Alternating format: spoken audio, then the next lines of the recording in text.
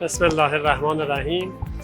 بنده ناخدا اسکندری هستم، سرتیم گروه اعزامی از نیروی دریایی جمهوری اسلامی ایران به نمایشگاه پایمک پاکستان. خیلی خوشحال هستیم که در این نمایشگاه حضور داریم.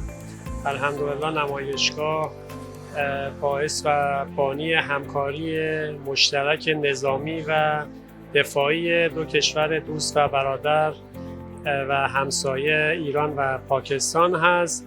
انشاءالله که روابط فیمابین در بعد نظامی و دفاعی بیشتر از پیش گسترش پیدا بکنه و باعث همکاری های نزدیکتری بین این دو کشور بشه. الحمدلله توانمندی های خوبی از همه کشورهای شرکت کننده در این نمایشگاه دیده شد، به خصوص توانمندی هایی که از لحاظ دفاعی، نظامی و دریایی در پاکستان وجود داره و توانمندی هایی که جمهوری اسلامی ایران داشته و در این نمایشگاه به معرض تماشا گذاشته.